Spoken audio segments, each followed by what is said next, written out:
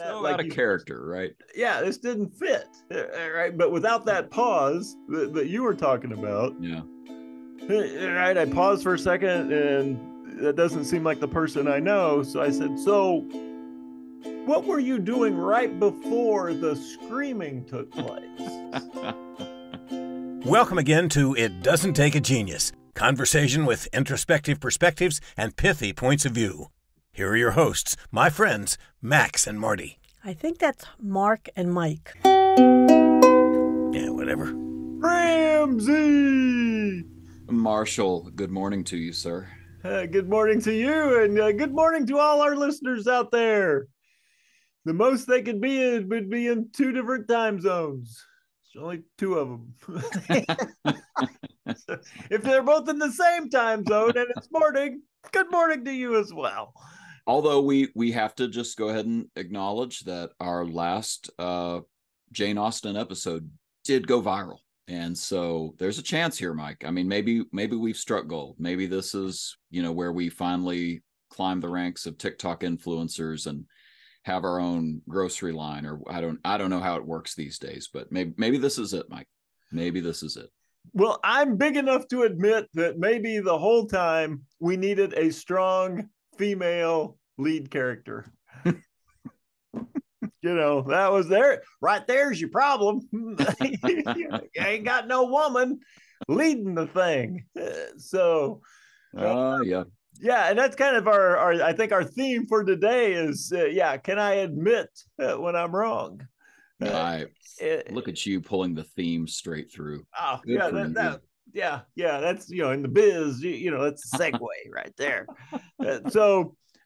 We Jane Austen, that conversation was incredibly popular when we talked about sarcasm. Yeah, so we thought, all right, maybe we're on to something. And of course, you having read a voluminous volume of these wonderful classic books, had another excerpt that came to mind. So that, great lessons to be learned. Let's dive into that and share with us some of the Jane Austen's words from Pride and Prejudice, and then we'll talk about applications to our current world.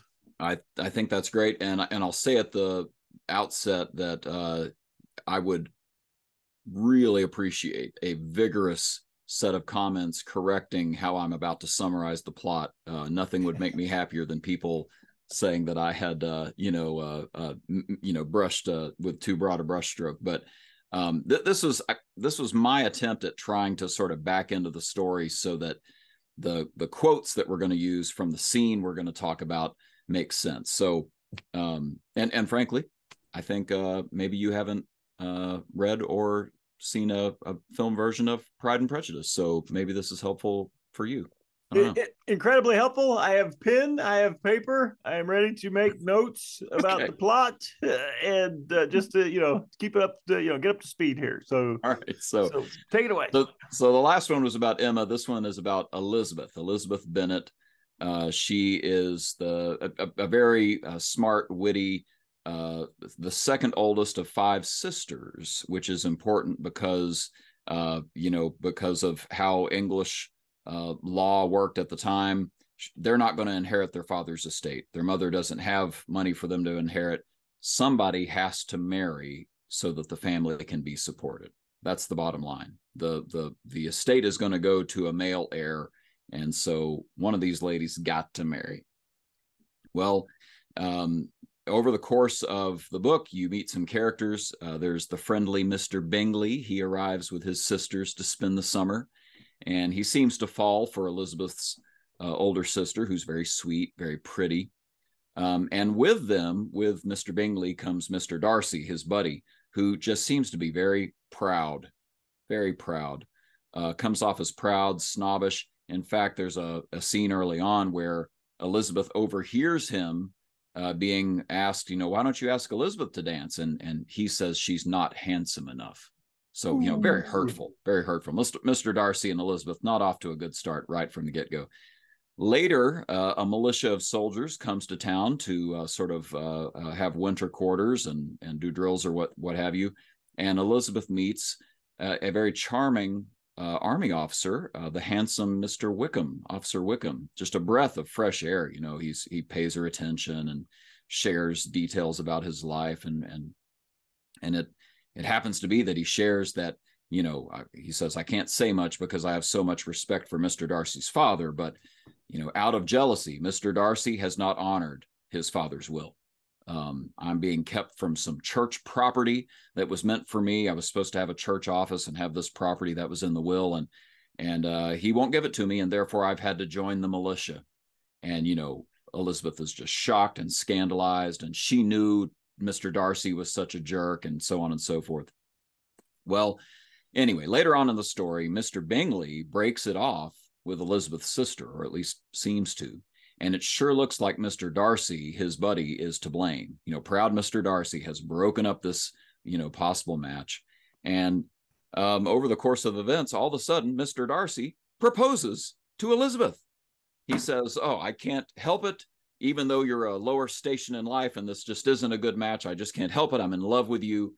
And of course, she says, you jerk. How dare you?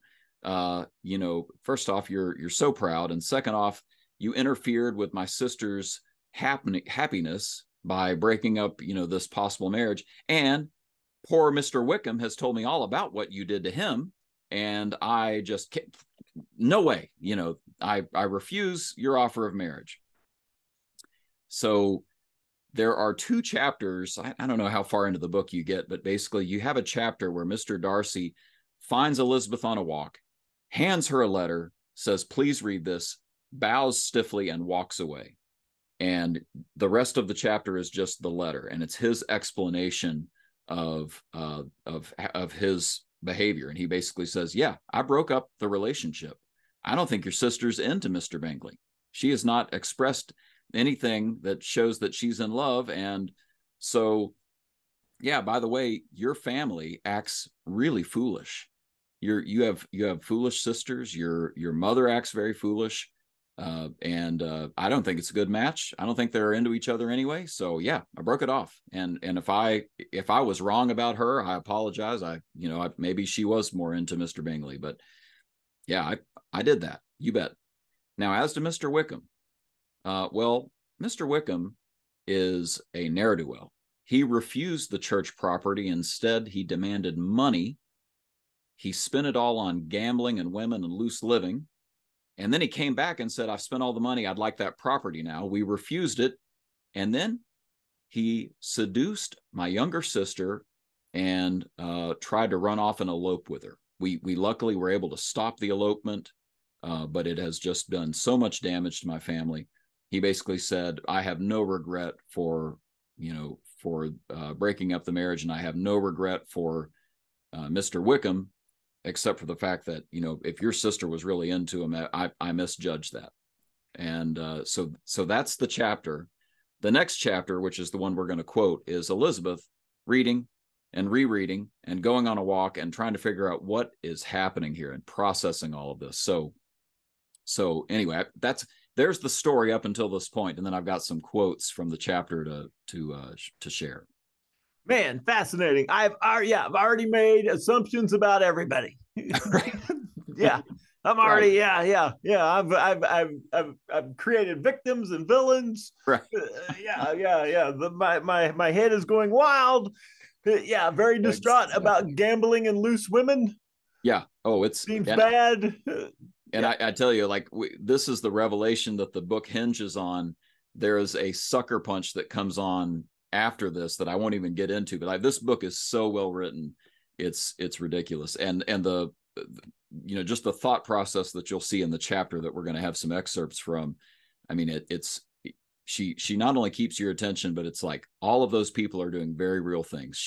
This woman knew how to be a student of human nature. So yeah. Anyway, so excellent. So now we get to Elizabeth processing all the things that she's learned in Mr. Darcy's letter. You got it. She's walking around with this letter in her hand, and basically just she's like, this is ridiculous. I must overthrow every cherished opinion of his worth, Mr. Wickham, if any of this is true. And she says, the book says, astonishment, apprehension, and even horror oppressed her. She wished to discredit it entirely, repeatedly exclaiming, "This must be false. This cannot be. This must be the grossest falsehood." And when she had gone through the whole letter, though scarcely knowing anything of the last page or two, she put it hastily away, protesting that she would not regard it and she would never look in it again. So there's stage one, complete denial. Yeah, denial. I'm not. Yeah. This is not worthy of my eyeballs and time because I don't believe any of this. Yeah, and we have had this happen in the workplace, just in case anybody's missing the connections here.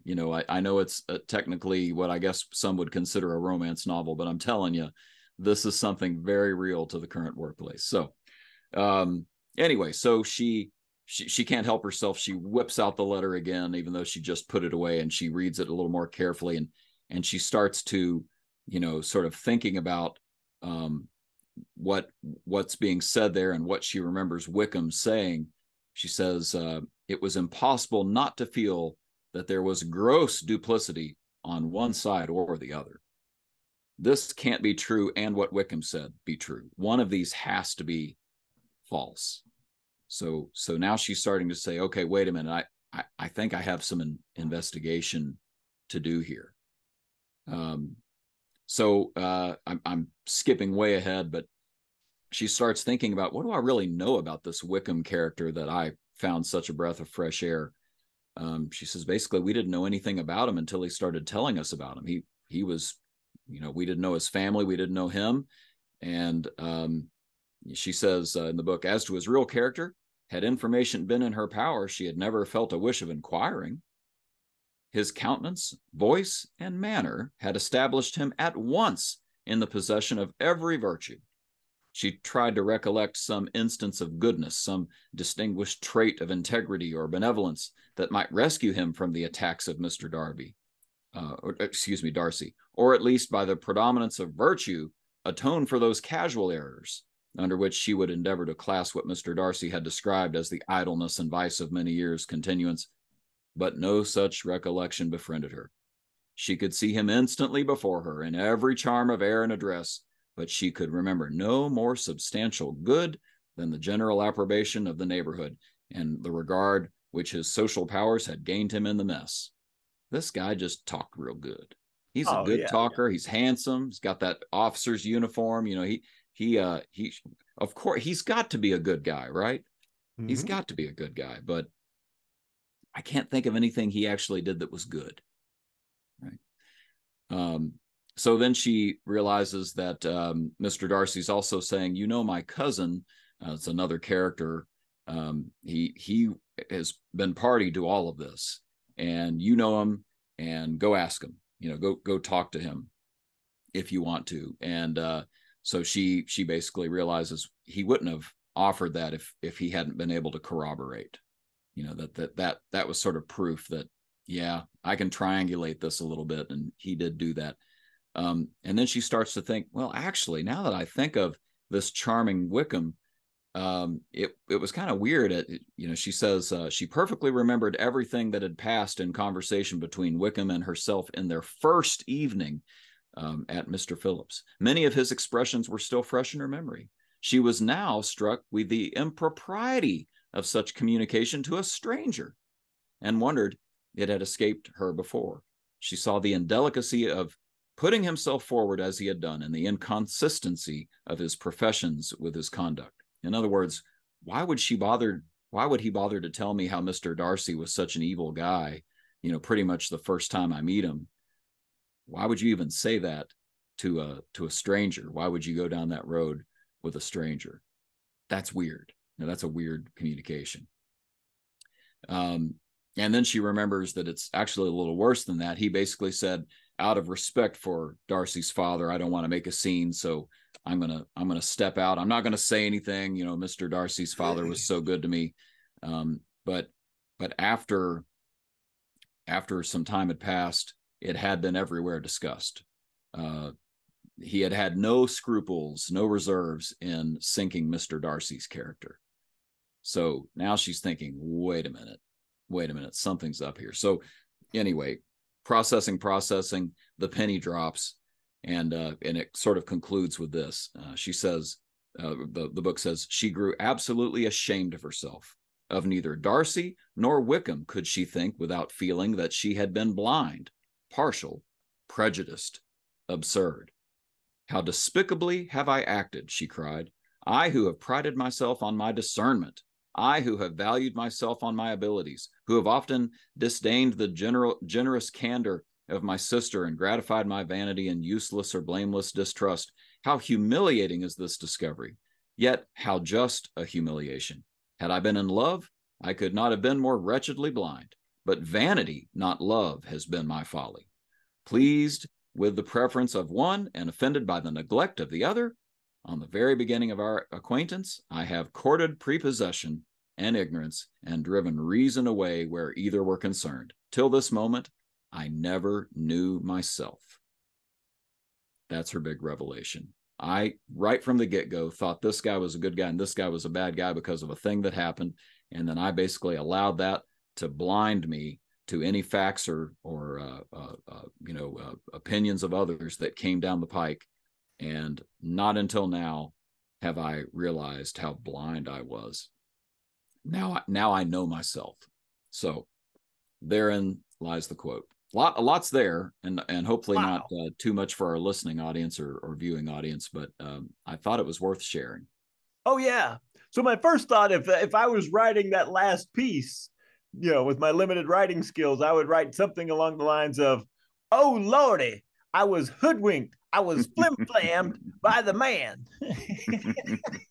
Right? Yeah, he's the man's all hat, no cattle. I can't believe it. So I think the other big takeaway is what I'm going to now term the word of the week. And I challenge all our listeners to work it into regular conversation, and that would be gross duplicity. Yes, right. I believe that person is guilty of some gross duplicity. Yeah, just throw it out, let her hang. See where it takes you in the field of common conversation. Well, and it's funny how often that comes up. This idea that people have said some things that are duplicitous, that they have countered something they've said earlier. And I had a conversation earlier this week with a coaching client who really felt like this guy says this, and then 3 months later he says, I never said that. Now one's true or the other's true, right? Like they can't both be true. He can't have it both ways. And so there are some opportunities to challenge that. From this perspective, it's two different gentlemen. He said, and she's realizing, there is something here that is not true. Can we ferret this out and get to the truth of it? And that's where the crack starts to form for her, to actually coming to a conclusion, a really important conclusion that, frankly drives the rest of the novel. Oh yeah. Well, and we see this all the time. Yep. The manager, the leader, the department head, whoever, somebody comes in and tells them a story. Yeah. It's a team member, an employee, another manager, a customer. Yep. Let me tell you why I'm so offended by your team. Here's what they did to me. And the managers, right, we have all done it, similar to Elizabeth, right? Yep. They immediately storm out to right the wrong. Yep.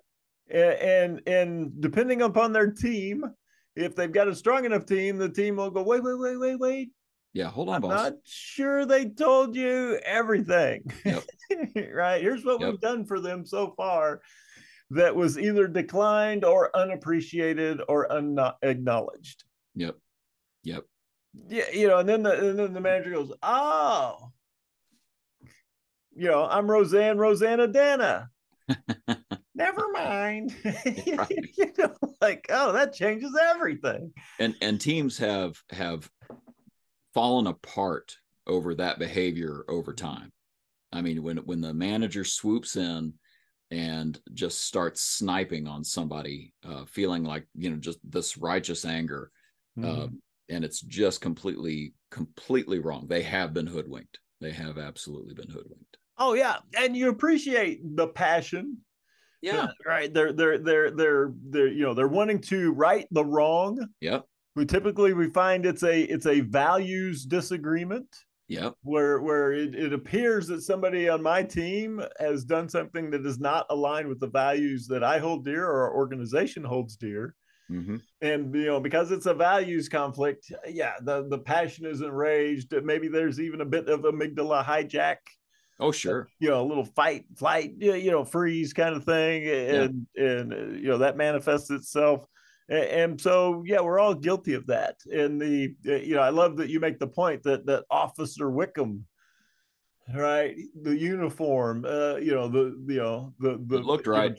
yeah, Jane Austen talks about that he's very handsome, Yep. and so this handsome uniform person must be giving me the real scoop. And Yeah. and the first time through reading the book, like, you don't notice how clever Jane Austen has been with her word choice, but when you're introduced to all the characters, you sort of get a little peek into their soul, just like by what's said and what the people are observing. Wickham, you just get the visuals. You just get the visuals. So, like, right from the get-go, she's setting us all up to get just pulled down the line by a hook. But that's what happens, right? We see things that look a certain way, and probably there's a little bit of confirmation bias, right? We start to immediately say, that person's well dressed, I bet they know what they're talking about, and we start laying in with, yeah, I agree with their side. It's just not the case. Sometimes, by the way, it is duplicity. Sometimes it's just the word choice, right? Like, we say service, and some people mean service is going to be this one specific thing. Some other people think service is going to be a much broader thing that they get, and so they're upset that we're not giving good service because we thought it was going to be this big broad thing, and they come in incensed. Well, but we didn't mean it that way. So it's just a disagreement on the definition of the word, instead of what actually happened was bad. Anyway, all that's to say, you probably ought to do a little research before you let that confirmation bias, as the book says, put you in the box. Leadership and self-deception says you get in the box. So, oh yeah, in some organizations, the number one exercise is jumping to conclusions. Right. That's how we stay fit around here. Okay, maybe that's not the best. Well, I think part of it too goes to the length of time of these relationships. Yeah. So they, she didn't have time to form this knowledge of these people, and to for trust to have grown. Yeah. So there was some misplaced trust, some assumed trust, right. that we find out later was misplaced. And I think that's the beauty of getting to know your team, knowing your people, so that when you hear a story that contradicts what you know about them, you don't discount the story, but you don't jump to the conclusion that they may have done something as it's been portrayed. That's a huge point, because you think about Mr. Darcy. Elizabeth Bennett is whip smart, and she can in a moment turn a phrase and attack. And Mr. Darcy is also very intelligent, but he needs to go home and write a letter. Like a day later, he says, look, here's the answer to your concern. It's probably a C in disc. It would be my guess. I don't know that for sure, but I would guess that he's a C in disc. And we've talked about that on the podcast recently, actually. But the idea that he had to go away and think about it and come back and express, like, here's what actually happened. And oh, by the way, Elizabeth, who's a little hotter in temperament, needed that time to go walk around the garden and say, wait, I can't believe that. Well, let me think about it again. And she has to have some time to process all of this revelation that she's been landed on. So a time element is a big part of this. We've had our recent podcast about the pledge technique for conflict with our recent guest. We'll link to that in the show notes. But pledge starts with a P for pause.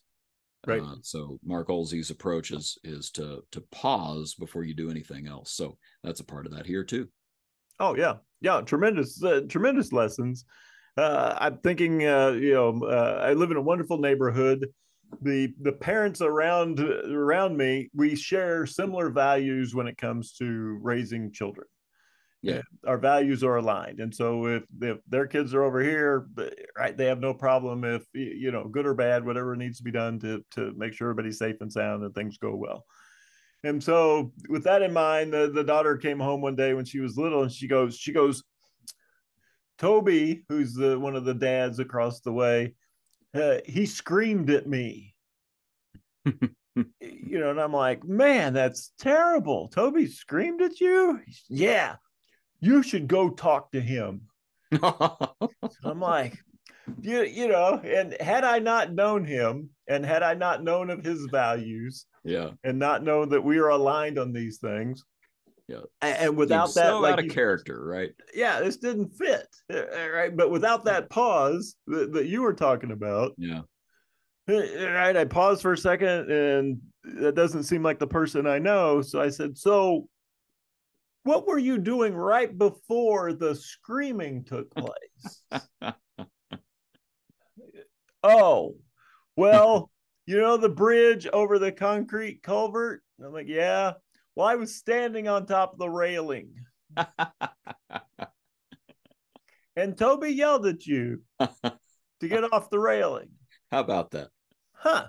All right. So here's what we're going to do. You and I are going to go over and we're going to thank Toby for trying to save your life and not let you do something that could be very injurious. Well, that's not how she thought that was going to go at all. Yeah. Well, that didn't go. No, this is all, you got it all backwards. I knew how this was going to go in my head. You're not doing it anything like I thought it was going to go.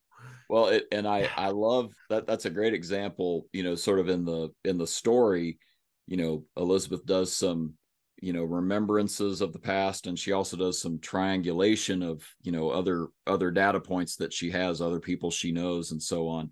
And both of those are things you could do when you take your pause, right? You could say, okay, wait a minute, let me review what my case history is, and let me think about what are the other data points now that I know a little more about the story. And you could probably corroborate a little bit on, that could be true because I know X, Y, Z, or no, I doubt that's true because I know that guy's character, or I know what he cares about, or what have you. And I'm not, I guess there could be super extreme examples where somebody is talking about abuse and saying that, there's an abuser who's, doing a lot of stuff in secret. Well, that's a different ball game than what we're talking about here, where it's a matter of, well, gosh, Mr. Wickham, as I think about how he interacted with me right from the get-go, he was telling me more than he really should have. Why would he do that? I can't think of a good reason for him to do that other than to make himself look good and make Darcy look bad. That's basically the conclusion she comes to, but she has to pause to do a little thinking before she goes back into, okay, let me make a judgment call here. Mm-hmm. Well, in today's vernacular, it was a red flag. Yes. There was a red flag. I didn't perceive the red flag at first. Yeah. But with reviewing back, I now see it, and that adage that what you're doing speaks so loudly that I can't hear what you are saying. Right. And so she went back and examined his actions and said, all right, I never saw any of these things. All I heard was these words. God help me, but it did seem kind of sus. I want to never say those words ever again. My son says it way too much as it is. But yeah, there it is. Bruh, no cap.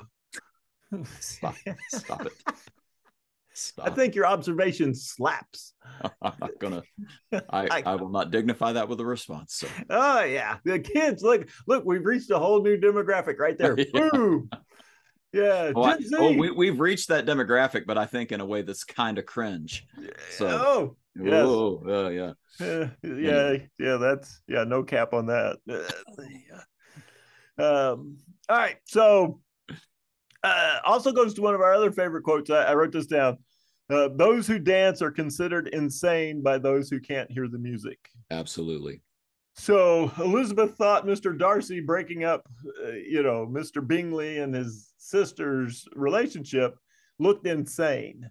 Yeah. Why would any normal, caring, wonderful person do that?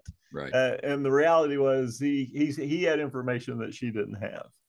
Yeah, and spoiler alert for people who are for some reason watching this podcast before they read or watch a TV version of Pride and Prejudice, but spoiler alert, they do end up getting married.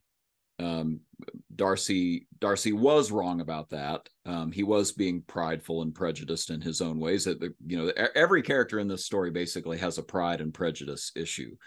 But the idea that I guess to me it really falls back to the idea of there's probably a good reason why you would have thought that or done that. Mm-hmm. And when I've skipped a lot of the chapter here, but Elizabeth burns with shame when she thinks about her family. Her dad married poorly. He married a pretty lady who was shallow and raised a lot of shallow girls. Elizabeth and her sister, the elder sister, are the exceptions, but the rest of the children basically embarrass. The mother embarrasses. That they're sort of laughing stocks at a party. Mr. Darcy's got a point. He's got a point. Like, I don't know why you'd want to be married into that. And I don't think she's even into you, Bingley. So let's move on. And luckily, that situation gets resolved and Bingley and the sister get married. Newsflash, Darcy and Elizabeth get married. Yeah, I know. Shocker. You didn't see it coming, but they do. But I mean, it's such a good story. And it all does fall down to, I haven't really thought this through. I've just taken, my first gut reaction because of things that happened to me, and I've had a prejudice this whole time until the scales fell off my eyes. That's us every day. Every day we have these opportunities to, as leadership and self-deception says, get in the box. You're just constantly tempted to get in the box and invite other people to get in there with you, mm-hmm. and reinforce it with concrete and try to stay in that box. But, come out into the light, do a little investigation, pause and investigate, think it through, and don't leap to these conclusions.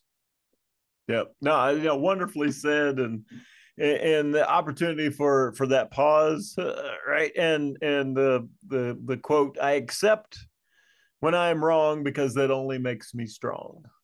Oh, I like that. And so yeah, that willingness to say in the face of further evidence, yep. Wow, I got that one wrong. Yep. And being able to own that and allow that person out of the box that you put them in.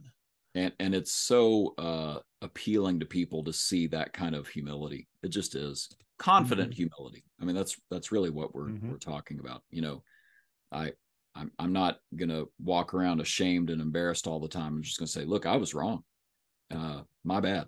And move on from that. That's very appealing to your team members when they see you do that. You're real, at that point. Oh, definitely. Definitely. All so much good stuff from a fictional book. That's right. Right. Not all the lessons are found in the self-help business section. Thank God. Yeah. Much more entertaining. Yeah. This is much easier to read, and the lessons just, if not more, powerful. So remember, if you use the term gross duplicity in a sentence over the next week or so, just bleep bloop it in the comments. We'd love to read about that. Smash that like and subscribe button. That seems pretty on point with our Jane Austen talk today. What other things do kids say? I don't know. Yeah. Hit the bell to get notified. Oh yeah, the bell. Yeah. We got to do all those things if you're on the YouTubes. So with that, let's great stuff. Thank you for bringing that to us, and we'll throw it over to I don't know. I think he's probably one of the most sophisticated people we know. Oh, 100%. Definitely. Yeah, I can see him living in this time of Pride and Prejudice. He just fits that era, and maybe he was there. Take it away, Mr. Wolf. And that's a wrap. The musings of Mark and Mike. No rights reserved, etc. Feel free to share and discuss what you heard today. Even claim the ideas as your own. Who'd want to do that? See you next time on It Doesn't Take a Genius. Thanks. That's good enough.